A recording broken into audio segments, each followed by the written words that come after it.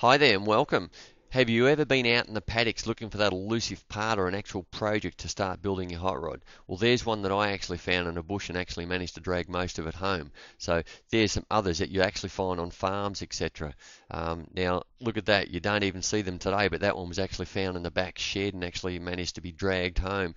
What a beauty that was. Now, that rust on the body, you ask yourself, purchasing panels from swap meets and that, how do you get the rust off without damaging it? Now, sandblasting is an alternative, but what I want to show you here is how you get in the cracks and crevices of all, like doors, for example. I mean, sandblasting can't get up in the top sections. So this solution that I'm going to show you how we use it from home will do that, and it's absolutely fantastic. Just any part you've got at home that you can use, you can slip this in. They're my 3-window roof panels I've actually put in and cleaned up, and it's come out fantastic. All I've got to do is repair it. There are more panels I've got that I've got in storage that have been done, and there's the front of the car that I'm using, which I'll be making a coupe out of. You can see actually here how it gets right into all the cracks, and that just removes the rust. Beautiful. And there's my new panel I'm now going to fit up to it, so I know it's going to be clean behind. This one here is a project from someone else. Now you can see what he started with. Now look what he's got. He's actually well on the way to finishing his actual hot rod. This is the actual tub I'm using at home. It's actually a cow trough that I did purchase, or you might find one on a farm who's not going to use one, or he might even lend you one. That's a good point. Now, I actually fitted in a rear window section for my coupe here, and it's been sitting in this tank or the solution of molasses for a week. Now, when I'm saying molasses, it's completely organic, won't affect you. The only reason I've got gloves on is a simple fact I don't want to cut my hands, and the other reason is it's got a bit of a smell to it, but it's generally a sweet smell, and you can sort of smell it on your skin later on, so I keep gloves on. But the panel looks the same when you pull it out as when you put it in, so it's still got the rust colour to it. And you can see actually some black sections there. That's still the original paint. It doesn't remove that, but hence the pressure washer that will show you how we do it. That will eventually get it off. Not all the time, but most of the time. So it doesn't matter. It hasn't actually rusted underneath that.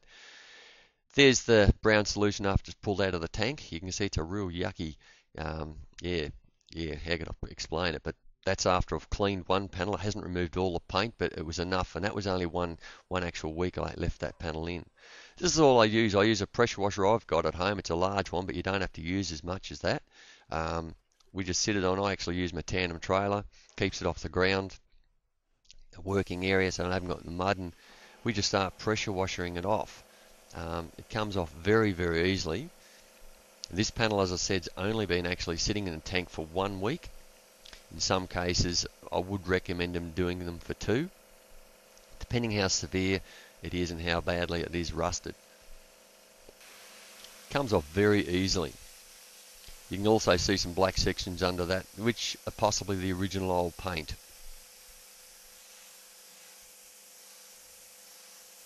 It's so easy to do.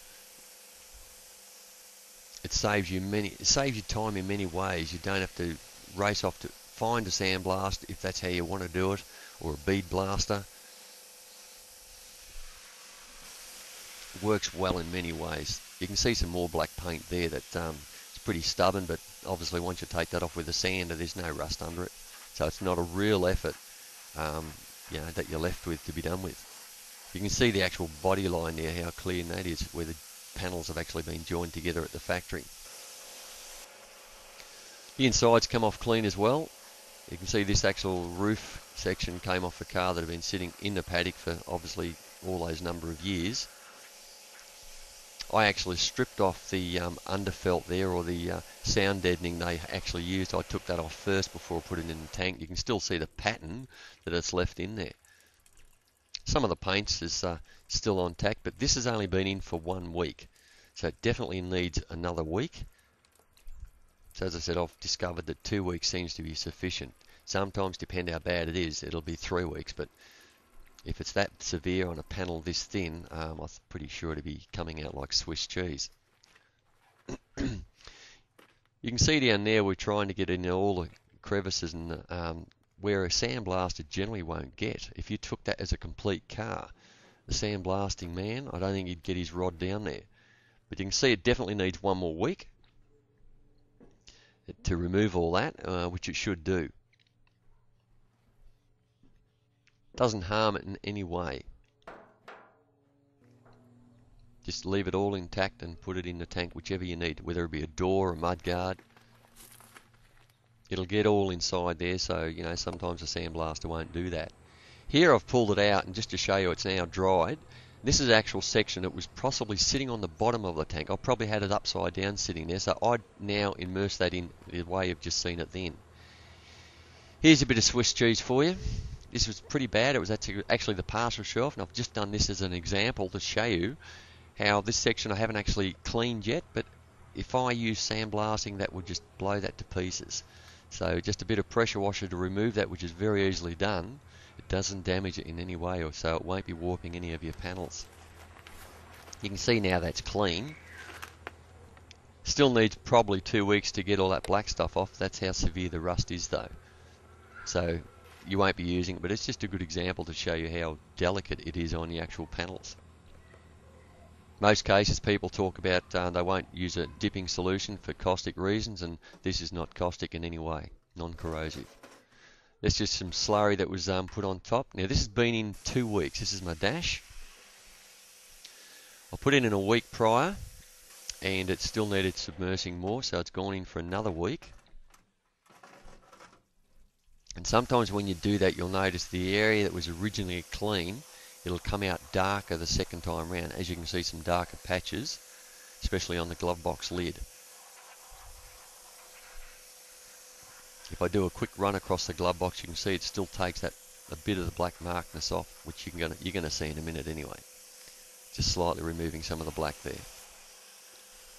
I try to get in all the crevices that I can. Make sure I remove all that brown stuff, because it will dry and it just leaves a crusty film on it, and it's sort of, you've only got to get it off again after with sandpaper or something. So wash it all off, get it all around all the nooks and crannies,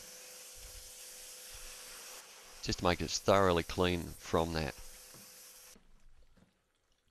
Beautiful finished panel, nice and shiny, smooth, doesn't leave a rough texture like sandblasting or bee blasting does. So it's nice and smooth.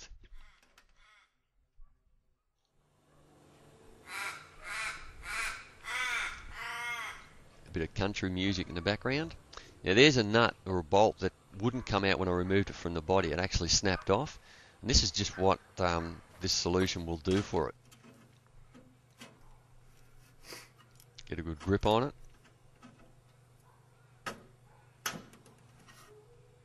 There you go, you hear that crack. It's actually loosened it, makes it so much easier to remove them.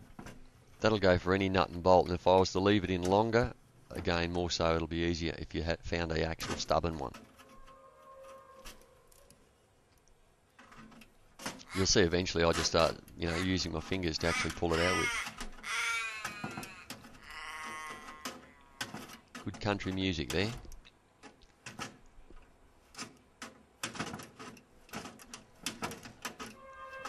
Normally you'd have to drill this out if you didn't use this solution. Even sandblasting won't get you this effect. Look at that, beautiful.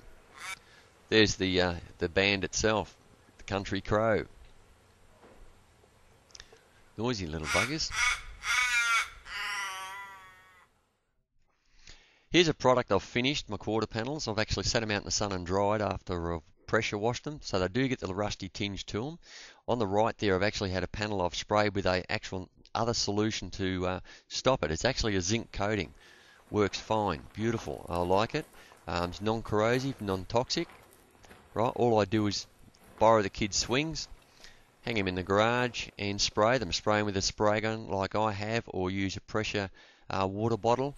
Empty your wife's Windex cleaner out and use that bottle. There it is there from Paul 15. I reckon it's terrific stuff. Metal Ready it's called, rust remover and reprimer, and it coats it with a zinc. So we actually spray it on, leave it sit for 15 minutes until you see all the colouring of the rust disappear, and then hose it back off, and it dries exactly like you've seen it here. Just put it out in the sun to dry, as I've done. Now they're all ready to go in storage, and they should be fine. And look, this is projects that I do. I like these cars and the old vehicles, so I hope you've enjoyed this. And all the best with your project.